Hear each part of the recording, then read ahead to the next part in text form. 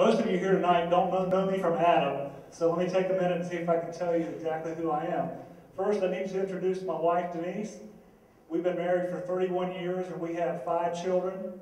We've homeschooled our children. We have kids ranging from 24 to 9, and Denise had to take most of the credit for schooling them. And Denise, I love you for that. That shows her love for me and our kids, for her dedication in doing that.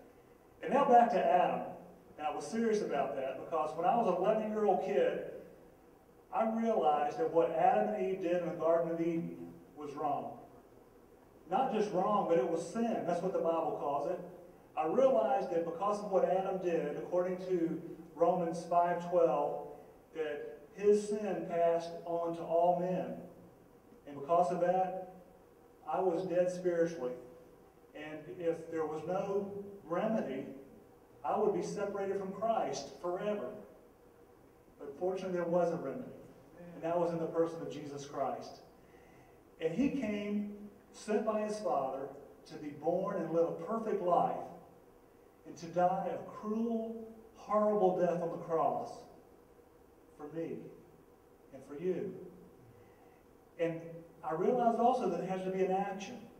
And that action for me was first to admit that I was a sinner as well, and that Jesus lived a perfect life, died on the cross, and was raised again 3 days later according to the Scripture.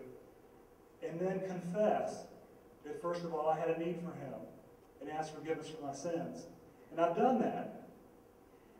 And as a result of that, God has led us down a path that has been a lot of fun in my years, and he has led us to where we are today. We ran in 2010 because I felt the Lord impressed us to do that. And I say us because it's a family commitment.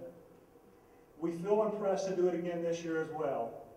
And I consider myself a constitutional conservative, Ronald Reagan Republican, and I believe that our forefathers had a purpose in mind when they came together, a God-given purpose when they wrote this Constitution. Now, do you realize that our founding fathers said that this Constitution was written for a virtuous and moral people? And it would only work if you elect virtuous and moral leaders. And it was mentioned by Eric a little while ago, Proverbs 29:2. When the righteous are in authority, the people rejoice.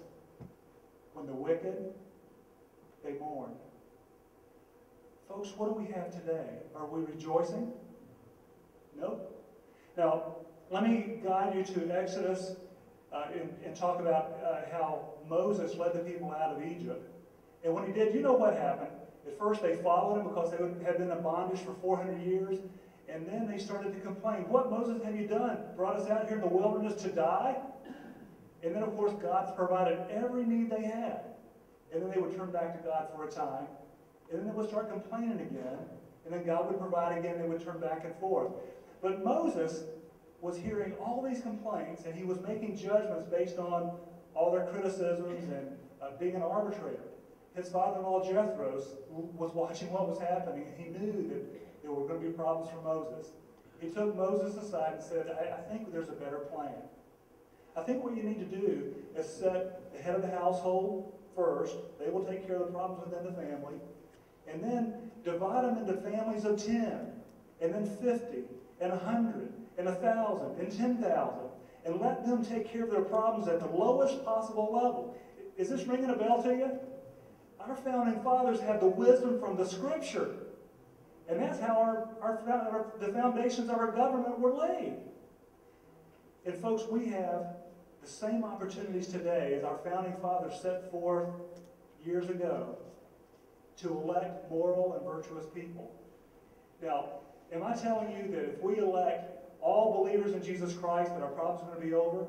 Not on your life, because we have to change the values in our society. And how's that going to be done? It first starts in your home.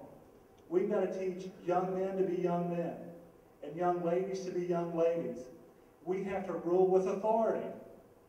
And then, only then, I believe will God's blessings return to us. And it's going to take a while because you don't change values overnight. I know you know that. but it's taken us a long time to get where we are today. But I feel strongly that we can do it. Now here's your challenge. And pastors, we only have a few here tonight, but if you are going to be a liaison to your church, if you are brave enough, would you stop by my table on the way out and write your name down on one of those 2 pieces of paper, invite me to your church. I'd be happy just to stand and wave to be recognized. If you'll allow me to pray, I'd be glad to pray. If you want me to teach a Sunday school class, I'll do that. And if you want me to preach, I'll preach. But don't take my word for it. My pastor is Eddie Lyons at High Street Baptist. He's at another conference tonight, couldn't be here. Call him and ask him what kind of man Mike Moon is. And if you know any of my friends, ask them what kind of guy Mike Moon is. Feel free. Ask my wife, my children. We need men of integrity back in our leadership positions. And I want to be your representative in the 7th District. And if you want to help me with my campaign, come on down. There's a place for you.